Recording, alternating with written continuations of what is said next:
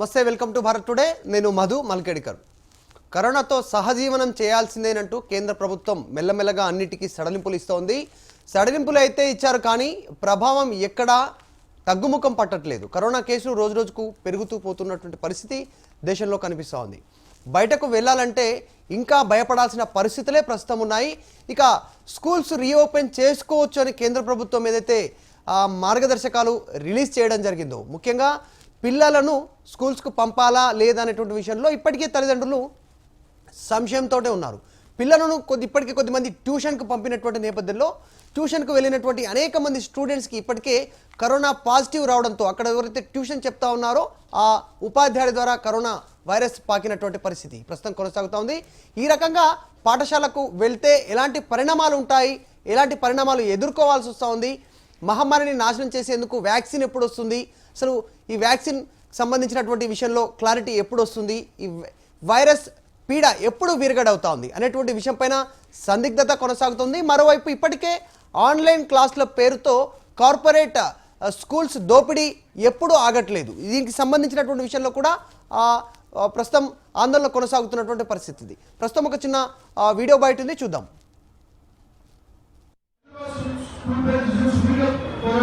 దాదాపు 12 సంవత్సరాలు ఒక పుస్తకాలను ముగించుకున్న ఈ స్కూల్ యాజమాన్యం యొక్క కార్యక్రమాలు క్రమేణా అంటే ఒక పాండమిక్ సిచ్యువేషన్ లో కూడా మానవత్వం చాటుకోవాల్సిన సమయంలో కూడా పిల్లలను మానసిక ఇబ్బందులకు గురి చేసి తల్లిదండ్రులు మానసిక ఆవేదనకు గురి చేస్తూ వీళ్ళు ఏదైతే యూజర్ ఐడి పాస్వర్డ్స్ ప్రధానంగా మీకు మన హైదరాబాద్ స్కూల్ పేరెంట్స్ చేసిన ప్రజా ప్రయోజన వ్యాఖ్యలో 130 May 2020లో చాలా స్పష్టంగా ఆన్లైన్ విద్యా విధానాన్ని వ్యతిరేకిస్తూ రాజ్యాంగం ఇచ్చిన మౌలిక హక్కు ఏదైతే ఉందో article 14, article 19, article 21 right to free and compulsory education అనేది ఏంటంటే ఈ ఆన్లైన్ ఎడ్యుకేషన్ ఎవరికైతే different people haves and have not అంటే తప్పు ఉన్నవారు పేదవారు లేని వారికి చాలా అన్యాయం జరిగిపోతుందని చెప్పేసి ఈ ఆన్లైన్ విద్యా విధానాన్ని వ్యతిరేకిస్తున్నాం హైకోర్టు అప్రోచ్ చేయడం జరిగింది. సో ఆ కేసు జరుగుతున్న సమయంలో చాలా స్పష్టంగా సిబిఎస్ఈ ఒక సర్కులర్ జారీ చేసింది. చాలా మందికి మొదలు ఇక్కడికి ఉన్నాయి, ఇక్కడ అందరికీ చాలా మంది చెప్పేది ఏంటంటే సిబిఎస్ఈ ఐసిఎస్ఈ కేంబ్రిడ్జ్ వేసుకున్నా సరే మా యొక్క నిర్ణయాలు మొత్తం ఆయా రాష్ట్రాల్లో లేదా ఆయా దేశాల్లో ఉన్న యాజమాన్యం తీసుకుంటాయని చాలా స్పష్టమైన తప్పుడులో పట్టించే ప్రయత్నాలు చేస్తారు. మాకు కొంచెం న్యాయం చేయండి అని చెప్పేసి స్కూల్ అప్రోచ్ అవుతే స్కూల్ వాళ్ళు పోలీస్ వాళ్ళు కుమ్మక్కై మా పైన ఎఫ్ఐఆర్ నాన్ అవైలబుల్ కేసెస్ పెట్టి ఎఫ్ఐఆర్ రేజ్ చేశారండి. దాన్ని మేము ఛాలెంజ్ చేస్తూ హైకోర్టు వెళ్ళాము. హెచ్ఎస్పీఏ వారి హెల్ప్తోని మేము హైకోర్టు కూడా వెళ్ళామండి. దాని తర్వాత పోలీస్ వాళ్ళతో కొంచెం ట్రాన్స్ఫర్ అవ్వడం అంత జరిగింది. కానీ మేము మా ప్రాబ్లం చెప్పుకొని పోలీస్ స్టేషన్కి వెళ్తేనేమో వాళ్ళు మా ఎటువంటి కూడా కంప్లైంట్ తీసుకోలేదు, ఎఫ్ఐఆర్ రేజ్ చేయలేదు. స్ట్రేట్ గా చెప్పారు మేము ఎఫ్ఐఆర్ రేజ్ చేయము అని చెప్పేసి స్కూల్ అగేన్ వాళ్ళు ఏం చేస్తాం మేము ఎఫ్ఐఆర్ రేజ్ చేయము, దాంట్లో సపరేట్ డిపార్ట్మెంట్ ఉంది, ఎడ్యుకేషన్ డిపార్ట్మెంట్ వెళ్ళండి అక్కడ మాట్లాడండి అని చెప్పారు. కానీ అదే స్కూల్ ఇదే పేరెంట్స్ న్యాయం అడగడానికి వస్తే వాళ్ళపై నాన్ అవైలబుల్ కేసెస్ పెట్టించారండి. దాని తర్వాత మేము కోర్టు అప్రోచ్ అయ్యాం. కోర్టు అప్రోచ్ అవుతే కోర్టు నుండి మాకు ఒక ఇంటర్వ్యూ ఆర్డర్ వచ్చింది. ఏమని, ఈ కేసు ఎటు తెలియంత వరకు కూడా ఎటువంటి ఆన్లైన్ క్లాసెస్ యాక్సెస్ క్లోజ్ చేయకూడదు, ఎటువంటి సిబిఎస్ఈ రిజిస్ట్రేషన్ ఆపకూడదు అని చెప్పారు. బట్ స్టిల్ నిన్న ఒక పేరెంట్ స్కూల్కి వెళ్తే వాళ్ళని ఇది పరిస్థితి. ఇంకా కూడా ఆన్లైన్ క్లాసుల పేరిట కాస్త దోపిడీ కొనసాగుతూ ఉంది. దీనికి సంబంధించి భారీగా ఉద్యమాన్ని చేపట్టడానికి కూడా కొద్దిమంది సిద్ధమవుతూ ఉన్నారు. ఎక్కడైతే ప్రైవేట్ స్కూల్స్ ఎక్కువ సంఖ్యలో డబ్బులు వసూలు చేసేటువంటి పరిస్థితి ఉందో ఆ విషయాలన్నిటి కూడా మా దృష్టికి తీసుకురావాలనేటువంటిది కొద్దిమంది వస్తూ ఉన్నటువంటి పరిస్థితి. ఇప్పటికే వ్యాపారాలు లేవు, ఉద్యోగాలు పోయాయి, ఉపాధి లేదు చాలామందికి. ఇలాంటి సమయంలో ప్రభుత్వ మార్గదర్శకాలను పాటించాలి. ప్రభుత్వం ఏదైతే కేవలం ట్యూషన్ ఫీజు అని చెప్పిందో ఆ విషయం పైన అవి మాత్రమే పే చేయాలనేటువంటి విషయం పైన పోరాటం కొనసాగుతుంది. ఈ విషయంపై మాట్లాడేందుకు కరోనా సమయంలో స్కూల్స్ రీఓపెన్ అయినటువంటి సమయంలో ఎలాంటి సిచ్యువేషన్ ఉంది మాట్లాడేందుకు డాక్టర్ విజయ్ కుమార్ గారు, అలాగే దత్తాత్రేయ గారు, ఓయూ విద్యార్థి విభాగ నాయకులు, అలాగే ప్రసాద్ గారు, ఎంఎస్ ప్రసాద్ గారు, టీఆర్ఎస్ఎంఏ హైదరాబాద్ వర్కింగ్ ప్రెసిడెంట్ ప్రస్తుతం మనతో పాటు లైవ్లో జాయిన్ అయ్యారు. థ్యాంక్ యూ, వెల్కమ్ అండి అందరికీ. మొదటగా దత్తాత్రేయ గారు, ఎస్ సార్, దత్తాత్రేయ గారు మొదటగా ఓవరాల్గా ఓకే, దత్తాత్రేయ గారు మధు గారు. ఎస్, అంటే కరోనా సమయంలో స్కూల్స్ ఓపెనింగ్కి సంబంధించి రాష్ట్ర ప్రభుత్వాలకే అధికారం చెప్తూ కేంద్ర ప్రభుత్వం కొన్ని మార్గదర్శకాలు రిలీజ్ చేసినటువంటి పరిస్థితి. కానీ ఇక్కడ తల్లిదండ్రుల డిక్లరేషన్ అనేటువంటి ఒక మెలిక పెట్టినట్టుగా అనిపిస్తూ ఉంది. దీనికి సంబంధించి ఏం చెప్తారు? స్కూల్స్ ఇట్లాంటి సమయంలో ఎలా ఉంది? అంటే ఇప్పుడు తల్లిదండ్రులకు ఏముందంటే సార్, ఇప్పుడు ముందు నుండి వెనక గొయ్యి లాంటి పరిస్థితి ఏర్పడింది. పంపిస్తేనేమో పిల్లలకు ఎక్కడ కరోనా వస్తుందేమో అని భయం, పంపించకపోతే పిల్లలు ఎక్కడ చదువులో ఇప్పటికే 6 నెలలుగా ఒక్కరంటే ఒక్కరు కూడా పుస్తకం వైపు కానీ చదువుకున్న చదువు వైపు కానీ తొంగి చూడలేని పరిస్థితులు ఇళ్లలో కొనసాగుతా ఉన్నాయి. ఏ తల్లిదండ్రి అయినా కూడా మా పిల్లలు చదువుకు దూరం అయిపోతా ఉన్నారు, ఈ సోషల్ మీడియా ఏదైతే ఉందో వాట్సాప్ వినియోగం కానీ లేకపోతే ఫేస్బుక్ కానీ ఇలాంటి వాటికి అలవాటు పడుతూ ఉన్నారు. వీటి నుంచి మా పిల్లల్ని కాపాడుకోవడానికి ఏ ప్రయత్నం చేయాలనేటువంటి ఆలోచనలో ఉంటూ స్కూల్ ప్రారంభమైతే బాగుండు అనేటువంటి ఒపీనియన్ ఒకవైపు అయితే, ప్రారంభించిన తర్వాత ఇప్పుడు ఈ ముఖ్యంగా ఈ కరోనా మహమ్మారి అనేటువంటి ముఖ్యంగా చిన్న పిల్లలు ఏదైతే ఎల్కేజీ యూకేజీ నుంచి మొదలుకొని అప్ టు 8th క్లాస్ వరకు పిల్లలకు ఏదైతే అస్తమా కావచ్చు, లేకపోతే జ్వరం కావచ్చు, జలుబు కావచ్చు తొందరగా వ్యాపించే అవకాశం ఉంది. ఆ వీటిని బేస్ చేసుకుని ఈ కరోనా వైరస్ విజృంభిస్తా ఉంది. పిల్లలకు ఎక్కువగా ప్రాణహాని కూడా ఈ కరోనా నుంచి ఉంది. కాబట్టి తల్లిదండ్రులు అనేటువంటి వాళ్ళు అంటే చర్యలు, ఇప్పుడు ఏ స్కూల్ అయినా కూడా కట్టుదిట్టమైనటువంటి చర్యలు తీసుకున్నా కూడా ఏదైతే కేంద్ర ప్రభుత్వ సూచనలు కావచ్చు, ఇటు రాష్ట్ర ప్రభుత్వ సూచనలు కావచ్చు అన్ని పాటించి శానిటైజేషన్ కావచ్చు, మాస్క్ కావచ్చు, సోషల్ డిస్టెన్స్ లేదా ఫిజికల్ డిస్టెన్స్ కావచ్చు ఇవన్నీ పాటించినా కూడా తల్లిదండ్రులు మాత్రం పంపడానికి సంసిద్ధంగా ఉండరు అనేటువంటి opinion majority of the parents చెప్తా ఉన్నారు. ఒక సంవత్సరం మా పిల్లలు ఒక అకాడమిక్ ఇయర్ కోల్పోయినా పర్లేదు కానీ మొత్తానికి మా పిల్లలు ప్రాణాలు కోల్పోతే మేము తిరిగి పొందలేము. కాబట్టి మా పిల్లల ప్రాణాలు చాలా విలువైనవి. కాబట్టి మేము ఒక సంవత్సరం చదువునికే దూరంగా ఉంచుతాం కానీ స్కూల్ మాత్రం పంపలేమని ఒపీనియన్లో మెజారిటీ ఆఫ్ ది పేరెంట్స్ ఉన్నారండి. ఇక రెండో విషయం ఏంటంటే, స్కూల్ యాజమాన్యాలన్నీ కూడా ఇప్పటికే ఆ స్కూళ్లలో ఉన్నటువంటి టీచర్స్ కి జీతాలు పే చేయడం కావచ్చు, లేకపోతే స్కూల్ బిల్డింగ్ లో రెంట్లు కట్టడం కావచ్చు, లేకపోతే ఎక్విప్మెంట్స్ మెయింటెనెన్స్ కావచ్చు, ఇవన్నింటినీ ఏ విధంగా ఓవర్కమ్ చేయాలి అంటే పెద్ద పెద్ద కార్పొరేట్ స్కూల్స్ నారాయణ స్థితిన వాళ్ళకు ఇలాంటి ప్రాబ్లమ్స్ ఉండకపోవచ్చు. కానీ మేజర్ గా చిన్నగా ఎస్టాబ్లిష్ చేసుకున్న స్కూళ్ళకి మాత్రం ఇలాంటి ప్రాబ్లమ్స్ ఉంటాయి. మేము మన భారత్ టుడే ద్వారా కేంద్ర ప్రభుత్వాన్ని కావచ్చు, ఇక్కడ రాష్ట్ర ప్రభుత్వాన్ని కావచ్చు, ఉస్మానియా యూనివర్సిటీ విద్యార్థి నాయకుడిగా ఒకటే డిమాండ్ చేస్తా ఉన్నాం, ఒక రూల్స్ అండ్ రెగ్యులేషన్స్. మీకు తెలుసు మధు గారు, రాష్ట్ర ప్రభుత్వము ఒక 25% of the admissions below poverty line, ఎవరైతే పేద నిరుపేద కుటుంబాలకు సంబంధించినటువంటి పిల్లలు ఉన్నారో వాళ్ళకు ఖచ్చితంగా కార్పొరేట్ స్కూళ్లలో ఉచితంగా అడ్మిషన్స్ ఇవ్వాలనేటువంటి జీవోలు వచ్చినా, చట్టసభలలో చట్టాలుగా మారినా కూడా ఇప్పటి వరకు ఒక్కటంటే ఒక్క స్కూల్ పేద నిరుపేద కుటుంబాల పిల్లలకు ఉచితంగా అడ్మిషన్స్ ఇచ్చినటువంటి దాఖలాలు లేకపోవడం బాధాకరం.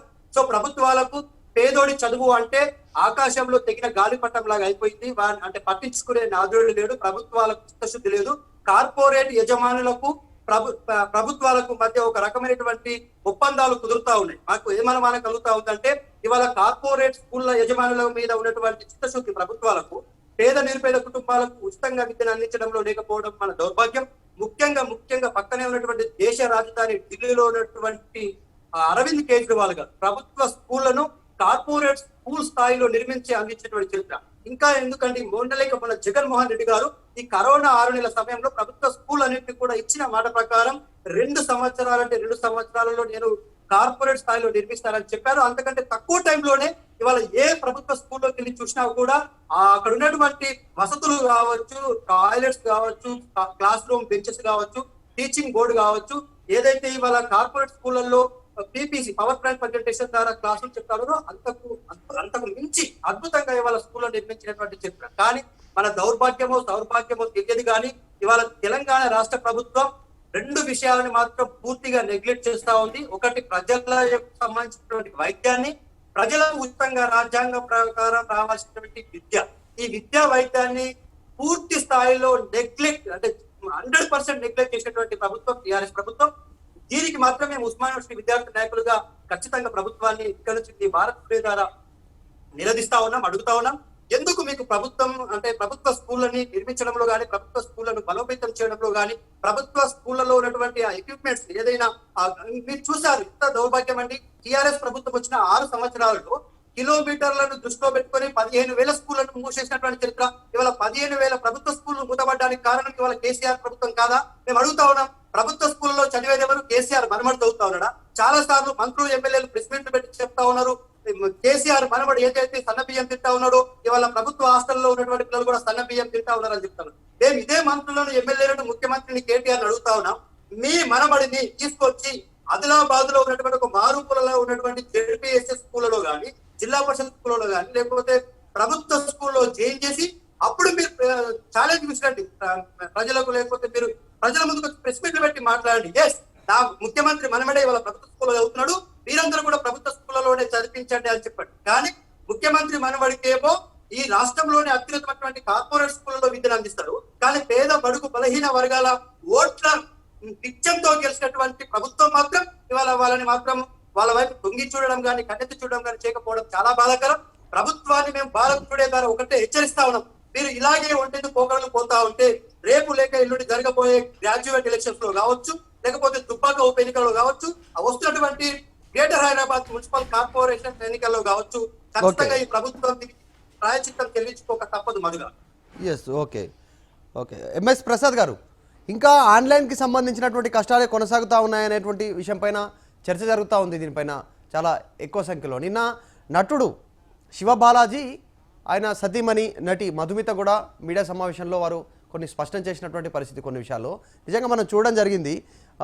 ఆన్లైన్ అంటే పూర్తి స్థాయి ఫీజు పే చేయలేదని వాళ్ళ పిల్లల్ని ఆన్లైన్కి సంబంధించినటువంటి ఆ గ్రూప్ నుంచి తొలగించినటువంటి పరిస్థితి. వీరు మాత్రం ముందుకు వచ్చారు, ఇంకా చాలామంది ముందుకు రావట్లేదు. వారు కేసులను పోలీస్ స్టేషన్ వైపునో లేదంటే కోర్టులను మానవ హక్కులకు సంబంధించినటువంటి హక్కులపైన వీరెవరు రావట్లేదు ముందుకి అనేటువంటిది వారి వాదన. నిజంగా ఈ ప్రైవేట్ స్కూల్స్ ఈ దోపిడీ ఎప్పుడు ఆగేటువంటి అవకాశం ఉంది కార్పొరేట్ స్కూల్స్ సంబంధించి? అందరికీ నమస్కారం అండి. ఇప్పుడు మనం ఈ శివబాలాజీ గారి ఇష్యూ తీసుకుంటే అది ఒక ఐసోలేటెడ్ కేసు. అది ఇప్పుడు ఇది ఏమైందంటే ఈ జీవో నెంబర్ 46 అని గవర్నమెంట్ ఇష్యూ చేసిన తర్వాత ఓన్లీ ట్యూషన్ ఫీజు మంత్లీ బేసిస్లో తీసుకోవాలని ఒక క్లియర్ డైరెక్టివ్ కూడా వచ్చింది. కానీ కొన్ని కార్పొరేట్ స్కూల్స్ కానీ సిబిఎస్ఈ స్కూల్స్ కానీ ఒక 15 to 20 స్కూల్స్ వైలేట్ చేశాయని చెప్పి మనకి రిపోర్ట్స్ వచ్చాయి. డిపార్ట్మెంట్ వెంటనే వెళ్ళి వాటిని రేడ్ చేసి మొత్తం అక్కడ జరుగుతున్న విషయాలన్నీ కూడా నోట్ చేసుకుని వాళ్ళ మీద కొన్ని ఛార్జ్ షీట్స్ అవి చేయడం జరిగింది. కొన్ని స్కూల్స్ రిప్లై ఇచ్చారని విన్నాను, ఇంకా కొన్ని స్కూల్స్ రిప్లై కూడా ఇవ్వలేదట. వాటి మీద మాత్రం గవర్నమెంట్ సీరియస్గా ఉంది, యాక్షన్ తీసుకునే ఉద్దేశంలోనే ఉంది. ఆ యాక్షన్స్ని జీవోని వైలేట్ చేస్తే యాక్షన్ తీసుకోమని మా ప్రైవేట్ స్కూల్ అసోసియేషన్స్ ట్రెస్మా గట్టిగా చెప్తోంది. ఏ రకంగానూ లీనియన్స్ చూపించాల్సిన అవసరం లేదు. అయితే జీవో 46 ప్రకారం తీసుకునే స్కూల్స్కి ఏ రకమైన ఇబ్బంది లేకుండా ఉండడం కోసం ఒక హైకోర్టు ఆర్డర్ కూడా మన వచ్చిందండి. మేము ఒక విషయంలో కోర్టుకు వెళ్తే కోర్టు ఏం చెప్పిందంటే జీవో 46 మీ రిక్వైర్మెంట్స్ అన్నింటినీ సాటిస్ఫై చేస్తుంది కాబట్టి మీకు ఈ రిట్ పిటిషన్ ముందుకు వెళ్ళాల్సిన అవసరం లేదు, బీ హ్యాపీ విత్ ఇట్ అని చెప్పారు. మేము కూడా అక్కడతో విత్డ్రా చేసుకున్నాం ఆ కేసుని. ఎందుకంటే అప్పటికి మేము వేసే టైంకి ఇది జీవో 46 డీటెయిల్స్ తెలియక ముందు వేసిన రిట్ పిటిషన్ అది. బట్ ఎనీవే అది క్లారిఫై అయిన తర్వాత మేము అది విత్డ్రా అయిపోయినాము. కానీ కోర్టు ఇంకొకటి క్లియర్గా చెప్పింది, కొన్ని ఆఫీసర్స్ జీవో 46 మించి కొన్ని రెస్ట్రిక్షన్స్ అవి ప్రైవేట్ స్కూల్స్ మీద పెడుతున్నాయని చెప్పేసి రిపోర్ట్స్ వెళ్తే వాటికి స్ట్రిక్చర్స్ కూడా పాస్ చేస్తుంది హైకోర్టు. కొన్ని డిఓస్ ఆన్లైన్ క్లాసెస్కి ఫీజులు తీసుకోవడానికి వీలు లేదని ఏదో ఒక నోటిఫికేషన్ ఇస్తే అది that is not in their powers. అది వాళ్ళు వెంటనే విత్డ్రా చేసుకోవాలి. డైరెక్టర్ ఆఫ్ స్కూల్ ఎడ్యుకేషన్ అలాంటి ఆఫీసర్స్ మీద చర్యలు తీసుకోవాలని కూడా స్ట్రిక్చర్స్ పాస్ చేయడం జరిగింది. కాబట్టి ప్రైవేట్ పాఠశాలలు కూడా 2 రకాలు ఉన్నాయి, అందరికీ గమనించవలసిన విషయము. ఈ corporate schools, CBSE international schools అయితే ఈ వైలేషన్స్ జరుగుతున్నాయి. అక్కడే ప్రాబ్లం అంతా ఉంది. ఎందుకంటే లక్షల్లో ఫీజు వసూలు చేసేది ఆ స్కూల్సే. సో అక్కడే వాళ్ళు ఏం చేస్తున్నారంటే ట్యూషన్ ఫీజు పేరులో మొత్తం ఫీజు అంతా తీసుకోవడం జరిగింది. ఆ ఇష్యూలో జరిగిన ఇష్యూనే ఈ శివబాలాజీ గారి కేసు. అది దానికి మా సంపూర్ణ మద్దతు ఉంటుంది. కానీ సో ఫార్ యాజ్ దిస్ ఇప్పుడు లేటెస్ట్ గా ఈ అన్లాక్ 5 గురించి మనం మాట్లాడుకున్నట్లయితే ఇది గవర్నమెంట్ ఆఫ్ ఇండియా ఏం చేసిందంటే చాలా తెలివిగా స్టేట్ గవర్నమెంట్స్ కోర్టులోకి దే ప్లేడ్ ది బాల్ అన్నమాట. అయితే ఇది చాలా క్లిష్టమైన నిర్ణయం, అంత ఈజీ నిర్ణయం కాదండి. స్టేట్ గవర్నమెంట్స్ నిర్ణయం తీసుకోవడానికి వెరీ వెరీ టఫ్ డెసిషన్. 60 లక్షల మంది పిల్లలు బయటకు వస్తారండి. ఇప్పుడు స్కూల్స్ ఓపెన్ చేద్దామని గవర్నమెంట్ తీసుకుంటే ఒక 30 లక్షల మంది ప్రైవేట్ స్కూల్స్, అన్ని రకాల గవర్నమెంట్ స్కూల్స్, సోషల్ వెల్ఫేర్ అన్ని కలుపుకుంటే 30 లక్షలు, అంటే 50 to 60 లక్షల మంది పిల్లలు ఇప్పుడు ఇళ్ల నుంచి బయటకు వస్తారు. దాని ఇంపాక్ట్ ఈ కోవిడ్ వల్ల ఎలా ఉంటుంది అనేది గెస్ చేయడం ఎవరి వల్ల కాదు. ఒక క్షణంలో స్కూల్స్ పెడితే బాగుంటుంది అని అనిపించవచ్చు. మాలో కూడా కొంతమంది ఉన్నారు ఏది స్కూల్స్ తెరిచేద్దాం అని తాపత్రయపడుతుంది. ఎందుకంటే ఇందాక దత్తాత్రేయ గారు కరెక్ట్గా చెప్పారు, కొన్ని స్కూల్స్లో జీతాలు ఇవ్వలేకపోతున్నారు, రెంట్ పే చేయలేకపోతున్నారు, ఆర్థిక ఇబ్బందుల్లో ఉండి కొద్దిగా మెల్లగా స్కూల్ తీస్తే ఈ సిచ్యువేషన్ బాగుంటుందేమో అని ఒక ఆశ ఉంది. కానీ వాళ్ళు కూడా రేపొద్దున కేసులు పెరిగితే వాళ్ళే వెనక్కి వెళ్ళిపోయి వద్దు బాబు అని నమస్కారం పెట్టే రోజు కూడా రావచ్చు. అలాగే పిల్లలు కూడా కొంతమంది ఏమంటున్నారు, ఈ ఆన్లైన్ ఎడ్యుకేషన్ సక్సెస్ అవ్వట్లేదండి, మా పిల్లలకి అర్థం కావట్లేదండి, మీరు స్కూల్స్ తీసేయండి పంపించేస్తామని కొంతమంది పేరెంట్స్ అంటున్నారు. కానీ కొంతమంది పేరెంట్స్ ఏమో మీరు తీసినా పంపిస్తాము, మా పిల్లల ప్రాణాలు ముఖ్యం అని అంటున్నారు. మనం ఎవరిని బ్లేమ్ చేయడానికి లేదు ఇందులో. ఈ కరోనా అన్ప్రెడిక్టబుల్ గా ఉంది, దాని ఇంపాక్ట్ ఎవరికి అర్థం కావటం లేదు. ఈవెన్ సైంటిఫిక్ రిపోర్ట్స్ కూడా చూసుకుంటే రోజుకో రకమైన రిపోర్ట్ వస్తుంది. నేను అంటున్నారు ఇది కరోనా ఎయిర్ బోన్ అంటున్నారు, అంటే అంతకుముందు ఎక్కడ డ్రాప్ అయిపోతున్నారు, ఇప్పుడు ఎయిర్ లో కూడా కొంత డిస్టెన్స్ ట్రావెల్ చేస్తుంది అంటున్నారు. ఇంకొక రిపోర్ట్ ఏమొస్తుందంటే సెకండ్ వేవ్ ఆఫ్ పీక్ మళ్ళీ వచ్చేస్తుంది, బీ కేర్ఫుల్ అంటున్నారు. సో అంచేత ఇవన్నీ వస్తే ఇక ప్రాణమే ముఖ్యం అప్పటికైనా. విద్య can be postpone by year, అంతగా అయితే నెక్స్ట్ ఇయర్ చదువుకుంటాం, ప్రాణంతో ఉండాలి కదా, ప్రాణమే ముఖ్యము. తీసేద్దామని పడుతున్న వాళ్ళు కూడా సిచ్యుయేషన్ స్టడీ చేసి వెనక్కి వెళ్ళిపోయే అవకాశం కూడా ఉంది.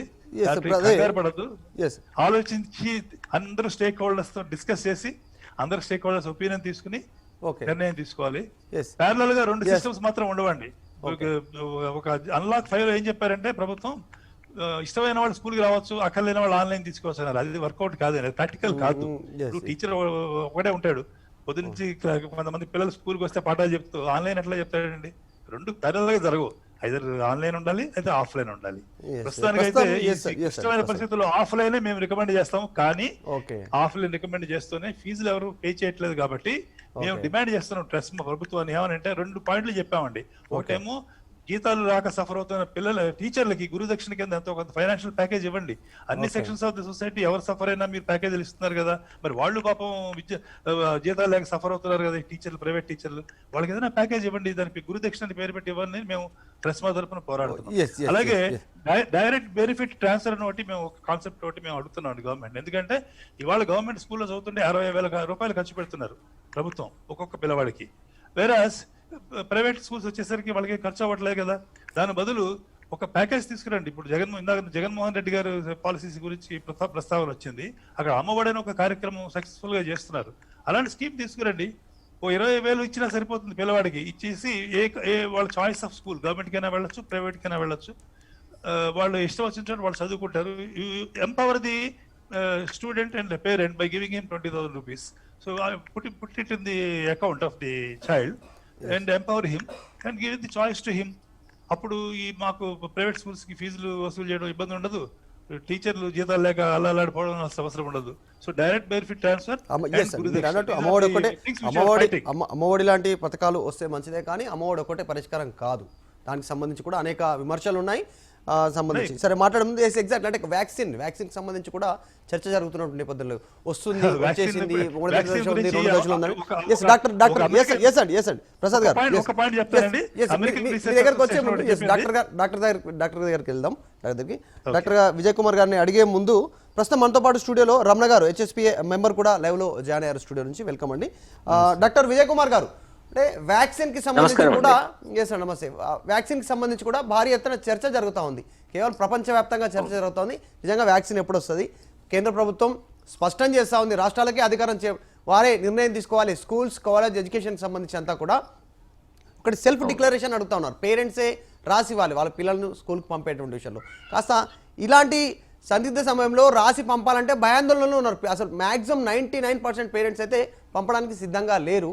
మరి కొన్ని కార్పొరేట్ స్కూల్స్ కొన్ని ఓపెన్ చేస్తున్నటువంటి పరిస్థితి, ఓపెన్ చేసే ఆలోచనతో ఉన్నారు ఈ 15 తర్వాత.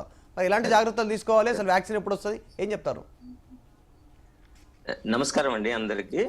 నా ఉద్దేశం ఏంటంటే, యాజ్ ఎ పేరెంట్ గా నేను ఫస్ట్ చెప్పబోయేది ఏంటంటే, సార్ స్మాల్ క్లాసెస్ అంటే చిన్న పిల్లలు ఏదైతే LKG నర్సరీ నుండి మొదలుకొని 8వ తరగతి 10వ తరగతి వరకు ఏదైతే ఉన్నారో పిల్లలు, వాళ్ళు they are very sensitive to మన శానిటైజర్స్ కానివ్వండి, లేదంటే మాస్క్ పెట్టుకొని స్కూల్కి వెళ్ళటం అనేది it is very difficult to them.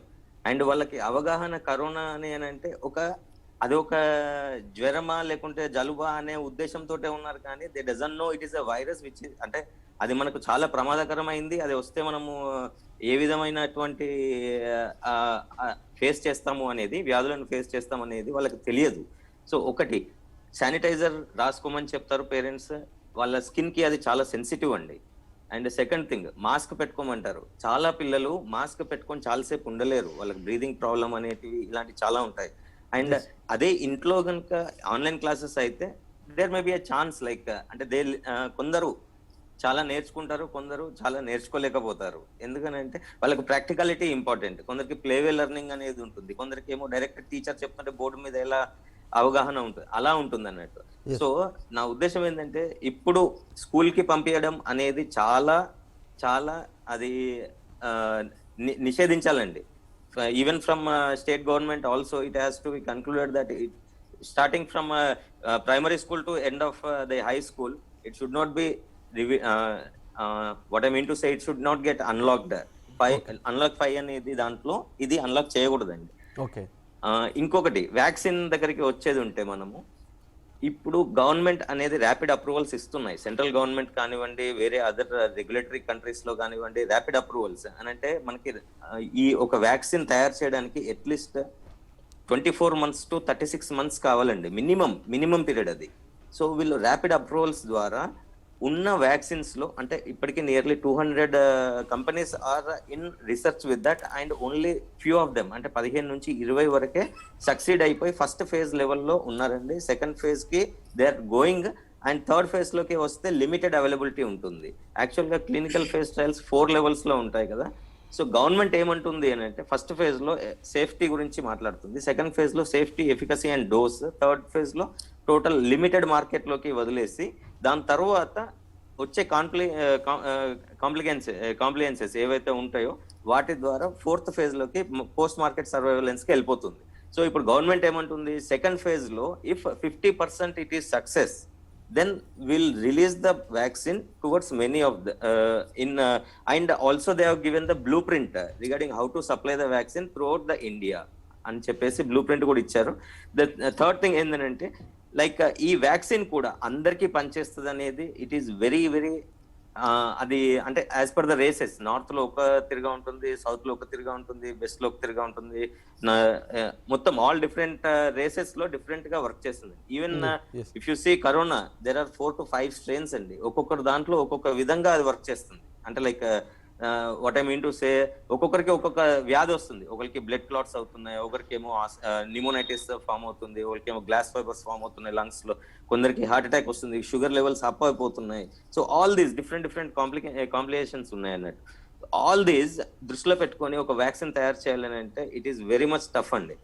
And the fourth thing ఇప్పుడు మనం వ్యాక్సిన్ రాగానే అది సింగిల్ షాట్ గా ఇచ్చేసి అది ఓన్లీ 1 year వరకే వర్క్ చేస్తుందండి. Then later on again we have to go for the different phases of it. ఇప్పుడు ఉన్న వ్యాక్సిన్ తయారీలో ఇది చాలా కాంప్లికేటెడ్ అయి ఉందండి ఎట్ ప్రెసెంట్. ఇప్పుడు స్కూల్ కి పంపించడం పిల్లలది అనేది చూసుకుంటే ప్రతి ఒక్క పేరెంట్ కూడా వై టు టేక్ కాంప్లికేషన్స్ అండి, let us go for the next year for them to get in the same class. Okay. ఒక ఇయర్ వేస్ట్ అయినా మంచిదే కానీ మన పిల్లవాళ్ళు మనకి ఉంటే చాలా బెటర్ అని చెప్పేసి మాత్రమే అనుకుంటున్నాను. ఇంకొకటి వ్యాక్సిన్ అంటే స్వతహాగా హామీ పత్రం కూడా ఇవ్వాలని చెప్పేసి చెప్తా ఉన్నటువంటి నేపథ్యంలో కేంద్రం ఇటు రాష్ట్ర ప్రభుత్వాలు చాలా స్పష్టంగా హెల్త్ బులెటిన్లు విడుదల చేస్తున్నటువంటి కొన్ని ప్రికాషన్స్ చెప్తా ఉన్నారు వాళ్ళు చాలా స్పష్టంగా. చిన్న పిల్లలు, వృద్ధులు అత్యవసరమైతే తప్ప బయటికి వెళ్ళొద్దు, సమూహంలోకి వెళ్ళొద్దు, బయటికి వెళ్ళినప్పుడు జాగ్రత్తగా ఉండాలి. ఇట్లాంటి సమయంలో మరి స్కూల్స్ రేపు 15th నుంచి ఓపెన్ చేసుకోవచ్చు అనేటువంటి ఏదైతే ఆలోచన జరుగుతూ ఉందో, సరే ఈ 15th నుంచి కాస్త పోస్ట్ పోన్ అవుతుండొచ్చు ఫ్యూచర్లో, కానీ మరింత పోస్ట్ పోన్ అయినా కూడా ఫ్యూచర్లో కూడా ప్రాబ్లం అయ్యేటువంటి అవకాశం ఉంది. స్కూల్స్కి వెళ్ళడం వల్ల ఖచ్చితంగా వాళ్ళు ట్రావెల్ చేయాల్సి ఉంటుంది, స్కూల్కి వెళ్ళాల్సి ఉంటుంది, కూర్చోవాల్సి ఉంటుంది. ఇప్పుడు అదే పిల్లలు ఇంట్లో గొడవ చేస్తున్నారని చెప్పేసి ప్రైవేట్ ట్యూషన్స్ కి వెళ్తే రీసెంట్ గా ఇప్పుడు మొన్న ఇవాటి పేపర్లలో మనం జనరల్ గా చూసుకుంటే కరోనా ఒకరి నుంచి ఒకరికి వ్యాప్తి చెంది అప్రాక్సిమేట్లీ ఇవాటి పేపర్ చూస్తే 54 మందికి సోకిందండి. సో ఇలా వాళ్ళకి ఎక్కడ టచ్ చేయాలో, ఏ సర్ఫేస్ మీద ఉంటుంది, ఎలాంటి జాగ్రత్తలు తీసుకోవాలో పిల్లలు ఆటల్లో పడేసి ఇవన్నీ మర్చిపోతారండి. ఈ అలవాటు కావడానికి చాలా టైం పడుతుంది. సో అది మనం ఇంట్లో చేయలేము, స్కూల్లో టీచర్స్ అసలు చూసుకోలేరు. They can do only teaching, they can give 100% satisfaction towards the teaching. But ఈ శానిటైజేషన్ చేసుకోవడము, సోషల్ డిస్టెన్సింగ్ మెయింటైన్ చేయడము, క్లాస్ అంతే ఉందండి. 35 స్టూడెంట్స్ కూర్చునే క్లాసే ఉంది. So where 35 will be accommodated with the social distancing, it can be done. So ఇప్పుడు పిల్లలు దే విల్ బి టాకింగ్, కొందరికి జలుబు ఉంటుంది, కొందరికి ఆస్తమా ఉంటుంది, కొందరికి అది ఉంటుంది, కమ్యూనికేబుల్ డిసీజెస్ ఉంటాయి చాలా.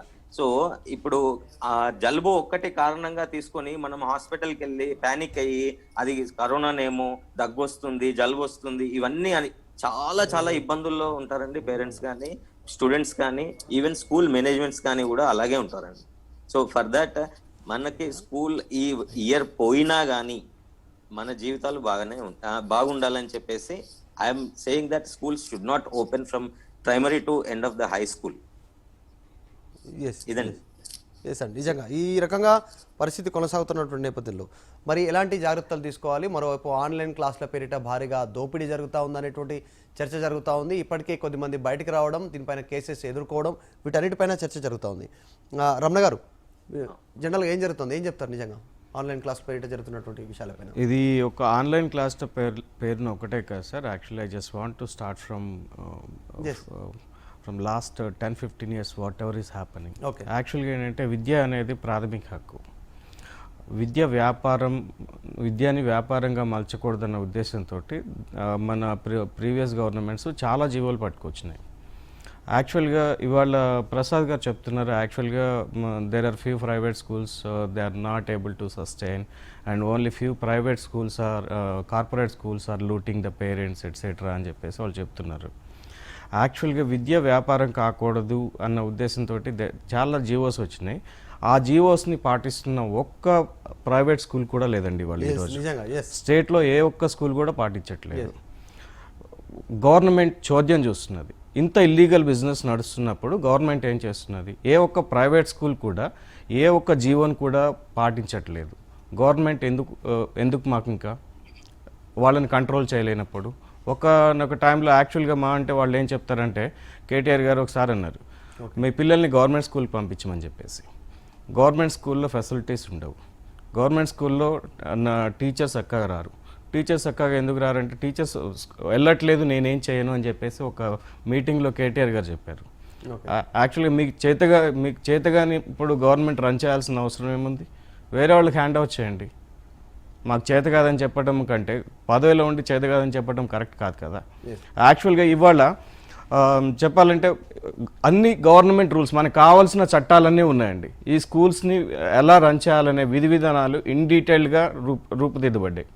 కానీ ఏ ఒక్క స్కూల్ కూడా వాటిని పాటించట్లేదు. వాటిని పాటించాలంటే ఈరోజు మన తెలంగాణ స్టేట్లో ఒక్క ప్రైవేట్ స్కూల్ కూడా లైవ్లో ఉండదండి. మీరు అన్ని రూల్స్ స్ట్రిక్ట్గా ఫాలో అవ్వమని చెప్పేసి విద్యాధికారులను ఎన్ఫోర్స్ చేయండి. ఒక్క స్కూల్ కూడా నెక్స్ట్ ఇయర్కి ఆన్లైన్లో ఉండదు యాక్చువల్గా. బట్ ఇవాళ వీళ్ళు చెప్తున్నారు మాకు యాక్చువల్గా ప్రైవేట్ టీచర్స్కి ఇబ్బందులు ఉన్నాయి. ప్రజెంట్ ఉన్న లాస్ట్ 10 years నుంచి ఏదైతే ఈ ప్రైవేట్ స్కూల్స్ గవర్నమెంట్ కలిసి మిస్టేక్స్ చేసుకుంటూ వస్తున్నాయో దానివల్ల చాలామంది అన్ఎంప్లాయ్మెంట్ కిందకి వెళ్ళిపోతున్నారు. ఆబ్వియస్గా వాళ్ళకి something has to be done. But కాకపోతే ఇక్కడ జరుగుతున్నది ఏంటంటే, government the private school mafia ఇద్దరూ కలిసి తల్లిదండ్రులని యాక్చువల్గా వాళ్ళ పిల్లలపై ఉన్న ప్రేమని ఆధారంగా చేసుకొని వాళ్ళని దోచుకుంటున్నారండి. ఇది ఎంతకాలం జరుగుతుంది అనేది ఇంకా మేము చెప్పలేము. We are fighting. హెచ్ఎస్పిఐ నుంచి మేము లాస్ట్ 14 years నుంచి ఫైట్ చేస్తున్నాము. I think definitely one day people will get realized and will fight against the private school mafia and definitely against the government as well, and there will be definitely a solution. నిజంగా మంచి విద్యను అందించాలి అనేటువంటి విషయంలో తల్లిదండ్రులంతా కూడా వారి ప్రేమను చూపిస్తూ ఉన్నారు. వారి పిల్లల్ని మంచి స్కూల్లో వేయాలి, మంచి విద్య వారికి చెప్పించాలనేటువంటి ఉద్దేశంలో. కానీ ప్రైవేట్ స్కూల్స్ అంతా కూడా ప్రస్తుతం ఎక్కువ లక్షల్లో దోపిడీ జరుగుతుంది. ఒక్కొక్క చిన్న ప్రైమరీ చదువుకునేటువంటి విద్యార్థులకు కూడా లక్షల్లో ఫీజులు వసూలు చేస్తున్నారు. వీటన్నిటిపైన చర్చించే ముందు చర్చలో చిన్న బ్రేక్ తీసుకుందాం.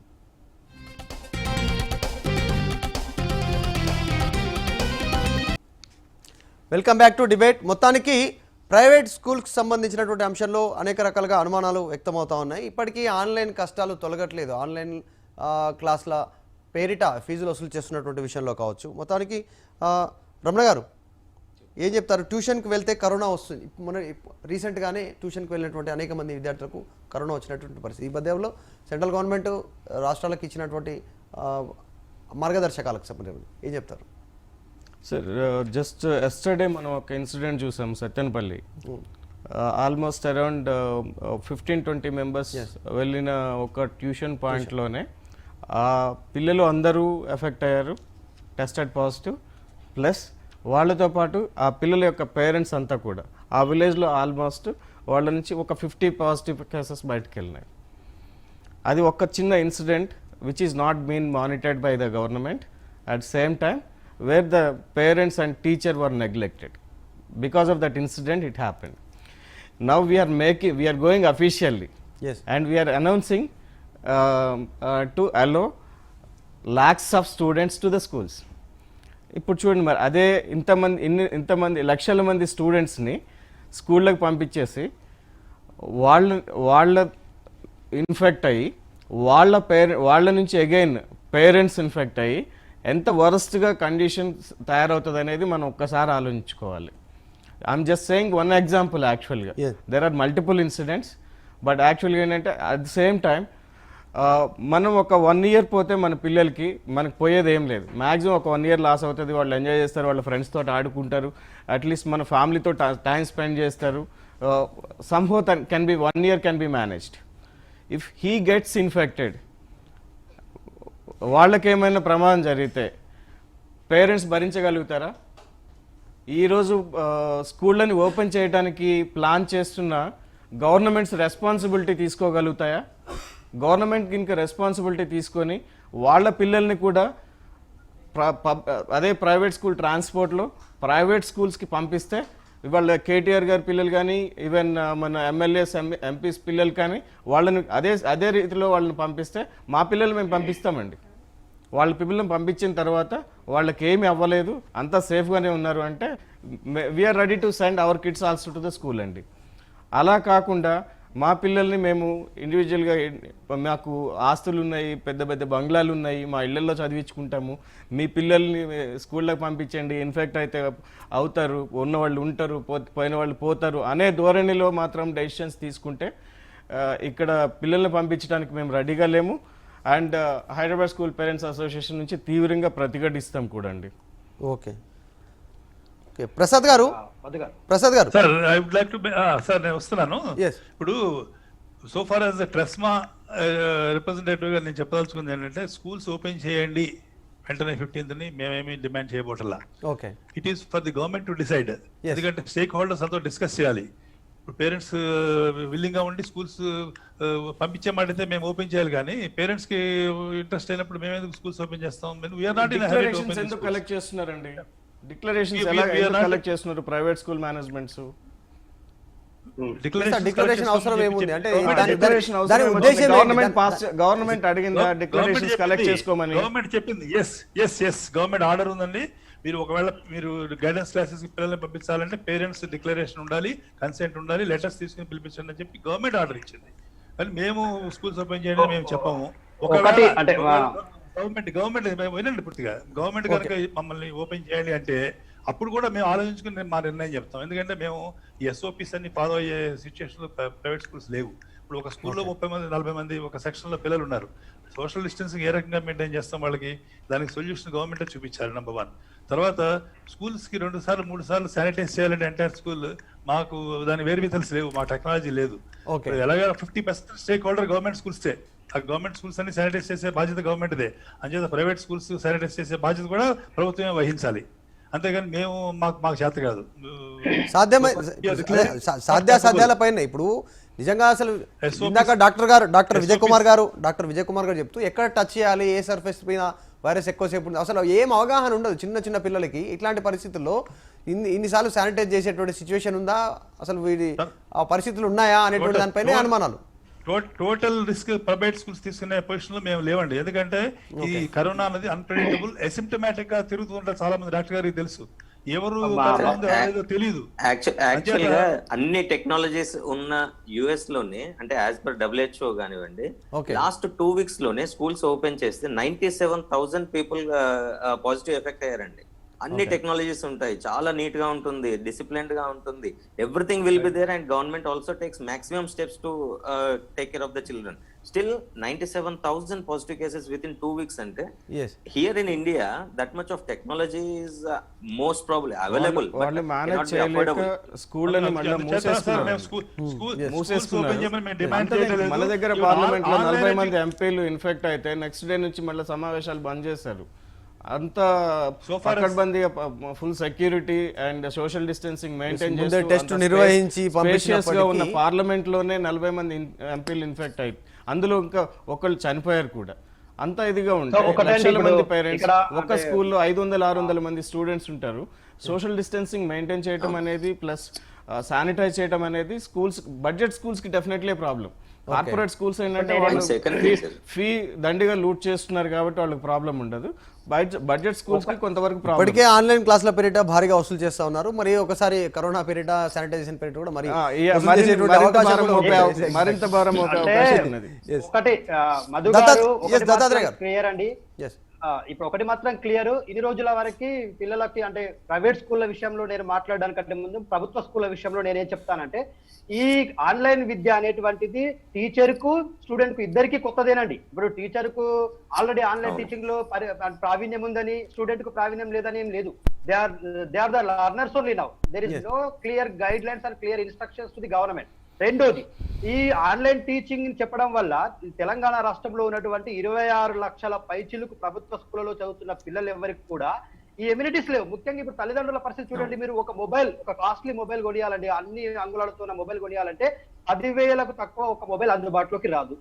ఇప్పుడు ఆ కుటుంబానికి ఆల్ ఆఫ్ సడన్ గా కరోనా సమయంలో ఉపాధి లేక ఎలాంటి జీవన ప్రమాణాలలో ఉన్నారో మీకు మనందరికి తెలిసిన పరిస్థితి. కరోనాతో అన్ని ఉపాధులు కోల్పోయారు.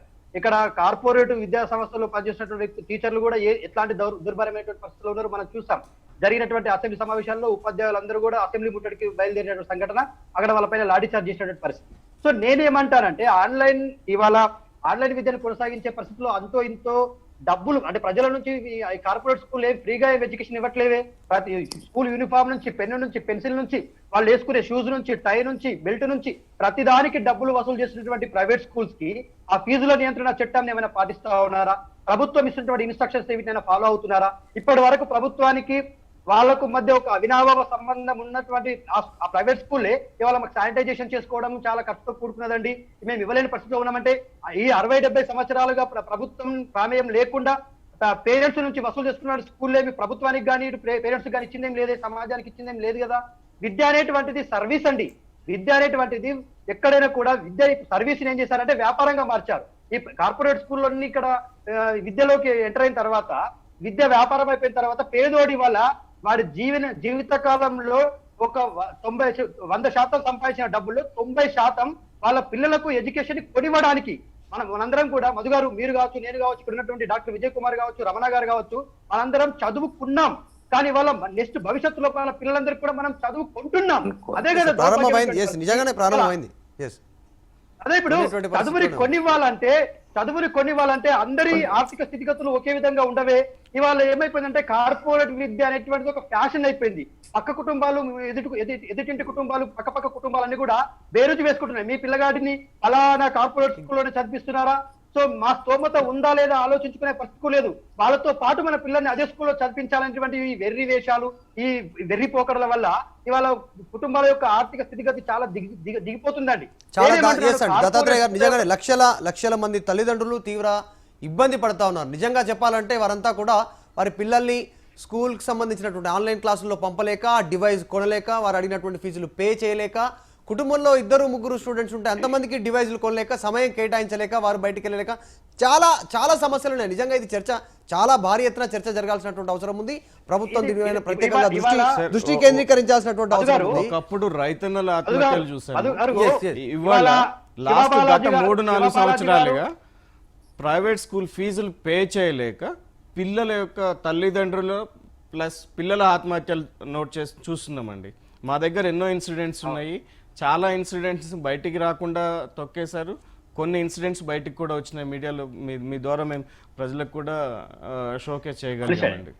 Yes, అదే కార్పొరేట్ స్కూల్స్ మాత్రం బాగానే ఉన్నాయి, భారీ బిల్డింగ్లతో భారీ బడ్జెట్ స్కూల్స్ మినహాయిస్తే బడ్జెట్ స్కూల్ మిగతాకు సంబంధించిన కార్పొరేట్ స్కూల్స్ మాత్రం భారీగా వారు ఆస్తులు సంపాదించుకున్నటువంటి నేపథ్యం. కానీ ప్రస్తుత పరిస్థితి నేపథ్యంలో ఉపాధ్యాయులను ఆదుకోవడంలో కూడా వారు ముందుకు రావడం లేదు, వారికి జీతభత్యాలు కూడా ఇస్తున్నటువంటి పరిస్థితి కొనసాగట్లేదు. సరే, ఇదంతా ఒకవైపు ఉంటే అసలు కరోనాకి సంబంధించి ప్రపంచం అంతా భయపడుతూ ఉంటే డాక్టర్ విజయ్ కుమార్ గారు సాధారణంగానే రైనీ సీజన్ అలాగే వింటర్ సీజన్ వస్తే వ్యాధులు ఎక్కువగా వస్తాయి. దాంట్లో ప్రస్తుతం కరోనా నేపథ్యంలో వచ్చేది చలికాలం నేపథ్యంలో ఈ స్కూల్స్ ఓపెన్ చేసేటువంటి ఆలోచన రావడం, ప్రభుత్వాలకు డిక్లరేషన్ అడుగుతుండడం తల్లిదండ్రుల నేపథ్యంలో ఈ చలికాలంలో ఇంకా విజృంభించేటువంటి అవకాశం ఉందా? వెదర్ పరంగా చూస్తే అంటే వేడిలో తక్కువగా వైరస్ ప్రభావము, చలి ఉన్నప్పుడు ఎక్కువగా విజృంభణ, ఇట్లాంటి అవకాశాలు ఉండేటువంటి అవకాశం ఉందా? ఏం చెప్తారు?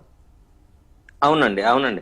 ఇది ఇప్పుడు జనరల్ గా చూసుకుంటే మనకి ఎనీ టైమ్ మెడికల్ సీజన్ అనేది చలికాలంలో లేదా వర్షాకాలంలో చాలా ఎక్కువగా ఉంటుందండి దాన్ ఇన్ సమ్మర్ సీజన్.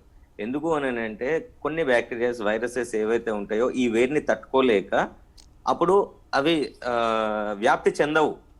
కాబట్టి అప్పుడు జలుబు కానివ్వండి, లేదంటే జ్వరం కానివ్వండి, ఇవన్నీ కూడా చాలా తక్కువగా వస్తాయి పిల్లలకి కానివ్వండి, పెద్దలకి కానివ్వండి. సో ఎప్పుడైతే మనకి ఈ సమ్మర్ అండ్ వింటర్ లో చలికి మనకు ఉండే ఏదైతే ఫ్లమ్ ఫార్మేషన్ ఇన్ ద థ్రోట్ కానివ్వండి, అవి సాధారణంగా ఎక్కువగా అవుతాయి. రన్నింగ్ నోస్ కానివ్వండి, బ్లాక్ నోస్ కానివ్వండి, ఇట్లాంటివి అంటే లైక్ దాంతో పాటు జ్వరం వచ్చే అవకాశం ఉంటుంది. Then with the fever again body pains, everything ఒకదానికొకటి కొరిలేటెడ్ అండి అకార్డింగ్ టు ద బ్యాక్టీరియా. అంటే gram negative, gram positive bacterias ఏవైతే ఉంటాయో అకార్డింగ్ టు దట్ మనం టాబ్లెట్స్ ఇస్తాము. కానీ ఇప్పటికీ చూసుకుంటే ఫర్ జలుబుకి కానీ దీనికి దగ్గుకు కానీ ఎగ్జాక్ట్ మందు లేదండి. It is a type of virus జలుబు అనేది. దానికి ఉపశమనం తప్ప దాన్ని కిల్ చేసే డ్రగ్స్ ఇప్పటి వరకు లేవు. అండ్ జలుబు వస్తే ఒక 1 వీక్ తర్వాత పోతుంది అనేది ఒకటి అలాగే కంటిన్యూ అవుతుంది. అప్పటి వరకు మనం ఉపశమనంగా డ్రగ్స్ వేసుకుంటాము. ఏది నోస్ కారకుండా ఉండడానికి, మన ఫ్లమ్ రాకుండా ఉండడానికి, రన్నింగ్ నోస్ కాకపోవడానికి, ఇవన్నిటి కోసం అని చెప్పేసి, జ్వరం రాకపోవడానికి అండ్ బాడీ పెయిన్స్ రాకపోవడానికి. కానీ ఇప్పుడు ఇది that same type of virus అండి. దాంట్లో కొన్ని సిమ్టమ్స్ లైక్ దగ్గు, సోర్ థ్రోట్, మన కోల్డ్, ఫీవర్, ఇవన్నీ కూడా these are all symptoms correlated to corona అండి. సో ఇప్పుడు ఇది వచ్చిన తర్వాత మాక్సిమం ఆఫ్ ద పీపుల్ ఇప్పుడు ఏదైతే ఆర్టీపీసీఆర్ టెస్ట్లు కానివ్వండి, ర్యాపిడ్ టెస్ట్లు కానివ్వండి, ఇవన్నీ చేసుకుంటున్నారు. ర్యాపిడ్ టెస్ట్లు ఏవైతే ఉంటుందో నెగటివ్ ఈజ్ నెగటివ్ అని అంటున్నారు, ఫాల్స్ నెగటివ్ అంటున్నారు, పాజిటివ్ ఈజ్ 100% పాజిటివ్ అంటున్నారు. There is no particular diagnosis also towards this. ఇప్పుడు ఆర్టీపీసీఆర్ అని చెప్పేసి మళ్ళీ ముక్కులో, గొంతులో అవన్నీ పెట్టడం అని చెప్పి later on it has been increased. దాంతో కొద్దిగా దీని మీద అవగాహన కలిగి ఈవెన్ డయాగ్నోస్టిక్ సెంటర్స్ కానివ్వండి, the machinery that they are producing from different companies, అవన్నీ కూడా దాన్ని ఫైన్ ట్యూన్ చేస్తున్నాయి. సో ఇప్పుడు అండ్ ద సెకండ్ థింగ్ దీనిలో వచ్చేది ఉంటే, ఇప్పుడు పిల్లలకి గనక స్కూల్ కి వెళ్ళి ఎఫెక్ట్ అయి వస్తే who is going to take care of them? ఇంట్లో కానివ్వండి, హాస్పిటల్లో కానీ. హాస్పిటల్లో చేర్చే స్తోమత అందరికీ లేదు. అసిమ్టోమాటిక్ అయితే ఇంట్లోనే ఉండమంటున్నారు. దేర్ ఆర్ నో పర్టికులర్ ఇన్ని నెంబర్ ఆఫ్ బెడ్స్ అనేది లేవండి ఇప్పుడు అసలే. And even the hospitals are taking hotels as there, అంటే వాళ్ళకి అక్కడ బెడ్స్ సరిపోక హోటల్స్ ని కూడా రెంట్ తీసుకొని they are treating them in that conditions అండి. అక్కడ కూడా క్రిటికల్ ఉంటే పెట్టట్లేదు. Only asymptomatic people who are not going to get infected in their house for the other people, ఎవరికైతే ఇంట్లో అందరికీ కూడా రాకుండా ఉండాలి, మనం పోయి సపరేట్ గా ఉంటే బెటర్ అనే వాళ్ళు మాత్రమే అక్కడ పోయి ఉంటున్నారు. అది కూడా చాలా డబ్బులు ఉన్న వాళ్ళే. అదే కొన్ని తక్కువగా ఉండి పేదవాళ్ళు లేదంటే ఏదైతే ఉన్నారో గవర్నమెంట్ కిట్ తీసుకొని ఇంట్లో ఒక తిరిగా సపరేట్ గా ఉండి ఐసోలేషన్ చేసుకొని గవర్నమెంట్ ఇచ్చిన సూచనలతోటి కొందరు అట్లా ఉంటున్నారు. సో ఇప్పుడు పిల్లలకి వస్తే ఎవరు బాధ్యత తీసుకుంటారండి? ఇంట్లో పిల్లలు ఆ విధంగా వాళ్ళు ఉండలేరు. They will be moving on. అంటే లైక్ ఆడుకోవడానికి వెళ్తారు, చదువుకోవడానికి వెళ్తారు, పిల్లల్ని కలుస్తానంటారు. ఒక రూమ్ లో వాళ్ళని బంధించి ఉంచలేం మనం. ఓకే, డబ్బున్న వాళ్ళకి, విఐపీస్కి ప్లస్ వెంటిలేటర్ అవసరం ఉన్న వాళ్ళకి కొంతమందికి మాత్రమే ట్రీట్మెంట్ దొరుకుతుందండి. ఇవాళ అందరికీ దొరకట్లేదు. ఇవాళ యాక్చువల్గా ఏంటంటే సార్ ఓన్లీ అసిమ్టమాటిక్ మాత్రమే హోమ్ క్వారంటైన్లో ఉంటున్నారు, హోమ్ ట్రీట్మెంట్, అది కరెక్ట్ కాదు. ఈవెన్ సిమ్టమాటిక్ పీపుల్ కూడా, నేనే ప్రత్యక్ష సాక్షిని, మా రిలేటివ్స్లో కూడా కొన్ని కేసెస్ వచ్చినాయి, మేము ట్రీట్ చేసాం యాక్చువల్గా. సరే అయితే ఈ రెమిడెసివిర్ ఫాబిఫ్లూ ప్రైవేట్ హాస్పిటల్స్లో ఒక రేంజ్ వరకు మిడిల్ క్లాస్ ఫ్యామిలీ బడ్జెట్లో దొరికే హాస్పిటల్స్ ఈ రోజు లేదండి. ఈ రోజున సిచ్యువేషన్లో ఇంతమంది లక్షల మంది స్టూడెంట్స్ అంతా పే చేయగలుగుతారా? ఏదన్నా ఎస్ రమణ గారు చెప్పండి సార్. చెప్పినట్టుగా ఇవాళ కార్పొరేట్ హాస్పిటల్స్ లో ఫీజు నియంత్రణ చట్టం కూడా లేదండి. ఇప్పుడు పర్టికులర్ గా కరోనా వైరస్ వస్తే ప్రభుత్వం ఒకటి క్లియర్ బోర్డు పెట్టింది, ఒక పేషెంట్ కిట్ ఇవ్వడం కానీ కిట్ కానీ వీటన్నిటికీ ఇవ్వాలన్నప్పుడు ఏ ఒక్క హాస్పిటల్ అయినా రూల్స్ అండ్ రెగ్యులేషన్స్ పాటించండి. అవకాశం వచ్చిందే అదునుగా ప్రజల నుంచి ఎంత ఎక్కువ మొత్తంలో డబ్బు దోచుకోవాలి అంత ఎక్కువ మొత్తంలో దోచుకున్నారు. ఇవాళ ప్రభుత్వం ఆధీనంలో లేని హాస్పిటల్స్ ని మాత్రం నోటీసులు సీజ్ చేశారు. ఒక విరంచి హాస్పిటల్ కావచ్చు, ఒక డెక్కన్ హాస్పిటల్ కావచ్చు. ఇదే యశోద హాస్పిటల్లో ఎమ్మెల్యేలు, ఎంపీలు, మంత్రులు అందరూ కూడా కరోనా వచ్చిందంటే ఊరు కూడా పరిగెత్తుకెళ్ళి అక్కడ ట్రీట్మెంట్ చేస్తారు. నేను ఇదే ముఖ్యమంత్రి కేసీఆర్ కావచ్చు, కేటీఆర్ కావచ్చు అడుగుతా ఉన్నాను. ఈటెల రాజేందర్ గారు 24 గంటల్లో 18 గంటలు ఎక్కడికక్కడ ప్రతి హాస్పిటల్ ని వీక్షిస్తూ పర్యవేక్షించాడు. ఒక్క రోజైనా ఇవాళ కేటీఆర్ కావచ్చు, కేసీఆర్ కావచ్చు గాంధీ హాస్పిటల్కి వెళ్ళేసి కరోనా వార్డులో కావచ్చు, కరోనా పేషెంట్లు పరామర్శించిన దాఖలాలు ఉంటాయండి. అంటే ప్రజల దత్తాత్రేయ గారు కరోనా సమయంలో ప్రస్తుతం ఉన్నటువంటి చదువుల నేపథ్యంలో చివరిగా ఏం చెప్తారు? ఒకటే విషయం అండి, ప్రభుత్వానికి చిత్తశుద్ధి ఉంటే క్లియర్ కట్ గా గైడెన్స్ ఇవ్వాలి. ఈ ఏదో ప్రజల మీద ఇవాళ ఎల్ఆర్ఎస్ ఏ విధంగా అయితే ప్రజల మీద నెట్టేసి ఈ విపత్కర సమయంలో డబ్బులే సంపాదించుకోవడం ఎజెండాగా పనిచేస్తా ఉందో, రేపు కార్పొరేట్ స్కూళ్ళని కూడా పేద బడుగు బలైన వర్గాల ప్రజల మీద నెట్టేసి మీరు ఇష్టమైనంత ఫీజులు తీసుకోండి కానీ ఖచ్చితంగా ఈ అకాడమిక్ ఇయర్ కొనసాగించమని అంటే మాత్రం ఊరుకునే ప్రసక్తే లేదు. ఎట్టి పరిస్థితుల్లో ఒక విద్యార్థి నాయకుడిగా ఒప్పుకో. ప్రజల ఆరోగ్యం, పిల్లల ప్రాణాలు ఎంత ఇంపార్టెంటో విద్య కూడా అంతే ఇంపార్టెంట్. ప్రభుత్వం చిత్తశుద్ధితో ఇవాళ ఏదైతే ప్రైవేట్ స్కూల్ అయినా కార్పొరేట్ స్కూల్ అయినా వాటన్నింటిపైన ఒకే రకమైన ప్రేమ చూపించాలా. ప్రైవేట్ స్కూళ్ల పైన సొంత తల్లి ప్రేమ, ప్రభుత్వ స్కూళ్ల మీద సమితి తల్లి ప్రేమ చూపిస్తా ఉన్నటువంటి ప్రభుత్వ నిరంకుశత్వాన్ని మాత్రం వ్యతిరేకిస్తాం. ఖచ్చితంగా ఇవాళ శివబాలాజీ వాళ్ళ భార్య ఇద్దరే వచ్చి పోరాటం చేస్తా ఉన్నారు. వాళ్ళకు తక్షణం జరిగింది కాబట్టి వాళ్ళ బాధతో బయటకు వచ్చి మాట్లాడుతున్నారు. బాధపడని తల్లిదండ్రులు మాట్లాడితే మా పిల్లలు అడ్మిషన్ ఎక్కడ కోల్పోతారో, మాట్లాడకపోతే అంటే లోపల బాధలు పెట్టుకొని కట్టే పరిస్థితి. సో ఏది ఏమైనా కూడా ప్రభుత్వాన్ని మాత్రం మేము ఇక్కడ నుంచి ఒకటి డిమాండ్ చేస్తా ఉన్నాం. కార్పొరేట్ స్కూళ్ళకు ఏ విధంగా అయితే గైడ్లైన్స్ ఇచ్చారో ప్రైవేట్ స్కూళ్లకు ఖచ్చితంగా ఒక క్లియర్ గైడ్లైన్స్ ఇవ్వాలి. ఈ సమయంలో ఇంతే ఫీజు తీసుకోవాలనేటువంటి ఒక ఆర్డినెన్స్ జారీ చేయాలని డిమాండ్ చేస్తాం. ఓకే ప్రసాద్ గారు, చివరిగా మీరేం చెప్తారు? ఇప్పుడు స్కూల్ కు సంబంధించినటువంటి ఏదైతే గ్రీన్ సిగ్నల్ ఇవ్వడం జరిగిందో కేంద్ర ప్రభుత్వం, మరి ఈ ఇయర్ అంతా కూడా కరోనా కష్టాలతో నడవాల్సిందేనా ఈ ఎడ్యుకేషన్ కి సంబంధించి? కంక్లూడ్ చేయండి. స్టేట్ గవర్నమెంట్ ఇంకా నిర్ణయం తీసుకోలేదు. స్టేక్ హోల్డర్స్ తో డిస్కషన్స్ లో ఉన్నారు వాళ్ళు. Okay, let us see what decision they will take. ఎందుకంటే ముందు గవర్నమెంట్ స్కూల్స్ అయితే ఓపెన్ చేయాలి కదా. గవర్నమెంట్ స్కూల్స్ ఏ రకంగా మేనేజ్ చేస్తారో చూద్దాం. చూసిన తర్వాత మేము మా నిర్ణయానికి వస్తాము. ఇప్పటికే ఉపాధ్యాయులు వెళ్తా ఉన్నటువంటి పరిస్థితి మేము డిమాండ్ చేయటం లేదు. ఎందుకంటే ఎస్ఓపీస్ అవి కూడా మాకు సొల్యూషన్స్ కావాలి. గవర్నమెంట్ ఏ రకంగా మాకు సొల్యూషన్స్ చూపిస్తారో గవర్నమెంట్ చెప్పాలి. ఇదే రకంగా ఆన్లైన్ ఎడ్యుకేషన్ కంటిన్యూ చేయడానికి మేము రెడీగా ఉన్నాము. కానీ ఒకటి, ఆన్లైన్ ఎడ్యుకేషన్ ఈ జియో 46 వైలేట్ చేసిన వాళ్ళ మీద యాక్షన్ తీసుకోండి. మరి మా budget schools online education continue చేయాలంటే మంత్లీ ఫీజులు అయితే రావాలి. దాని వరకు మేము తీసుకోకుండా రన్ చేసే ప్రసక్తి లేదు. అందువల్ల సొసైటీలో పే చేయలేని వాళ్ళు ఉంటే వాళ్ళకి సపోర్ట్ చేయవలసింది, ఆదుకోవాల్సింది ప్రభుత్వమే. ఏ రకంగా అమ్మఒడి స్కీమ్ అనుకోండి, ఇంకో స్కీమ్ అనుకోండి, వాళ్ళని ఆదుకొని వాళ్ళ ద్వారా మాకు ఫీజు వచ్చేట్టు చేయాలి. కానీ మేము ఫీజు లేకుండా సంవత్సరాల తరబడి ఇలా రన్ చేసుకుంటే మేము ఆస్తులు అమ్ముకుని మేము రోడ్డు మీద వస్తాం. అప్పుడు మా కోసం స్కీమ్ చేయాల్సి వస్తుంది ప్రభుత్వం. పరిస్థితులకు మమ్మల్ని నెట్టకండి. రమణ గారు, మీరు ఏం చెప్తారు ఫైనల్ గా? సార్, ప్రభుత్వానికి చిత్తశుద్ధి ఉంటే ఈ రోజు ఏదైతే విద్యని వ్యాపారంగా మలిసి బిజినెస్ చేస్తున్నారో ఆ కార్పొరేట్ స్కూల్స్ యొక్క క్రిమినల్స్ని ఇమ్మీడియట్గా వాళ్ళ ఆస్తులు జప్తు చేయాలి, వాళ్ళని అరెస్ట్ చేయాలి. వాళ్ళు ఎంతెంత అయితే లూట్ చేశారో ప్రజల నుంచి, ఆ లూట్ చేసిన మనీ అంతా రీకలెక్ట్ చేసి ఆ బడ్జెట్ని అట్లీస్ట్ వాళ్ళ ప్రభుత్వాల దగ్గర ఫండ్ గినక లేకపోతే ఆ ఫండ్ని తీసుకొచ్చేసి గవర్నమెంట్ స్కూల్స్ని ఏదైతే నిర్వీర్యం చేస్తున్నారో వాటిపైన రీఇన్వెస్ట్ చేస్తే అట్లీస్ట్ వీఆర్ హ్యాపీ అండి యాక్చువల్గా. ప్లస్ ఇంకొకటి, ప్రైవేట్ స్కూల్స్ని ఓపెన్ చేయటం అనేది అయితే జరిగిన పని. ఎందుకంటే యాక్చువల్గా ఇంతకుముందు అంటున్నారు జియో 46 ప్రకారము శివబాలాజీ గారిది ఒక ఐసోలేటెడ్ కేసు అని చెప్పేసి, అది కరెక్ట్ కాదు. శివబాలాజీ గారు ఒక విఐపి కాబట్టి ఇవాళ అతను మీడియా ముందుకి ధైర్యంగా వచ్చాడు కాబట్టి మనం మాట్లాడుకుంటున్నాము ఒక ఇన్సిడెంట్ గురించి. అలాంటి లక్షల ఇన్సిడెంట్స్ ఉన్నాయి, వేరెవరో కాదు. నేను కూడా ఒక విక్టిమే ఒక 5-6 years బ్యాక్. ఆ తర్వాత హెచ్ఎస్పి ఇంటరాక్షన్ తోటి I could find out a solution and slowly I became a member as I want to support more number of victims like me. Yes, That is the reason we are there, and we also request people to reach out to HSPA.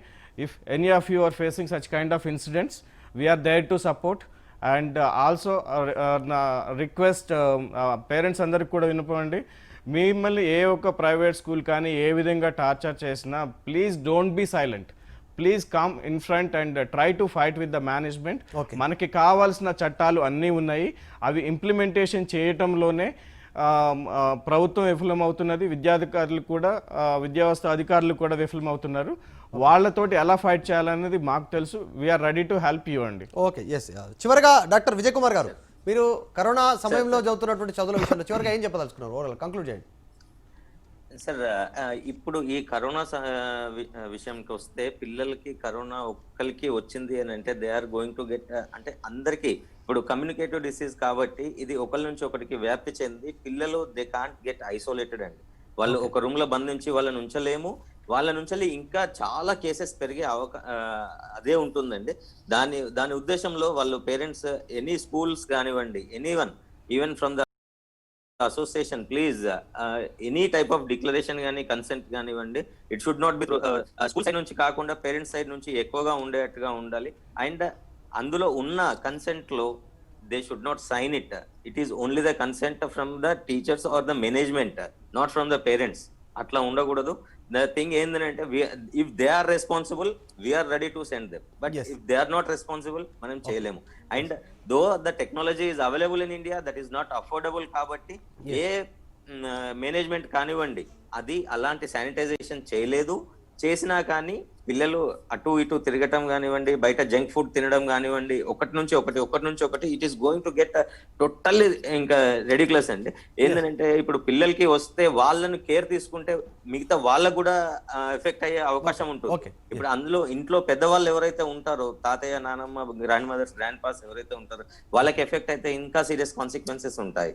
So all these అన్నిటిని దృష్టిలో పెట్టుకొని ఈ పిల్లలతోటి మనకి effect కాకుండా, మనతోటి పిల్లలకి effect కాకుండా, స్కూల్లోకి వెళ్ళి ఒకరి నుంచి ఒకరికి ఎఫెక్ట్ కాకుండా, ఇది ఎలాగైతే ఉందో ఈ సంవత్సరం అలాగే ఉంచి, ఇంకా ఇప్పుడు కొద్దిగా తగ్గుముఖం పడుతుంది అని చెప్పేసి చాలా వరకు అవి వస్తున్నాయి. ఎందుకంటే తగ్గుముఖం కాదండి, ఇది అలవాటు పడినాము, దానిలో డెత్ రేట్ తగ్గింది అంతేకాని, because as per the ICMR guide lines ఒక్కొక్క డ్రగ్ ని వాళ్ళు ఇన్వెస్టిగేట్ చేసి ఇప్పుడు కొన్ని స్టిరాయిడ్స్ ఇస్తున్నారు ఫర్ మోర్, అంటే లైక్ ఆక్సిజన్ సప్లై అండ్ మంచి కొద్దిగా యాక్టివ్ గా ఉండడానికి కోసం అని చెప్పేసి చాలా లాంగ్ బ్యాక్ ఓల్డ్, అంటే డెక్సామిథాజోన్ కానివ్వండి, ఇంకా మిథైల్ ప్రెడ్నిసోలోన్, ఇట్లాంటి స్టెరాయిడ్స్ ఇచ్చేసి వాళ్ళను క్యూర్ చేస్తున్నారు. సో ఇప్పుడు అవి అందరికి చిల్డ్రన్స్ కి మనం ఇయ్యలేము, ఇలాంటి అన్ని కూడా ఉంటాయి. కాబట్టి ఈ స్కూల్స్ ఓపెన్ చేయడం అనేది కరెక్ట్ కాదండి.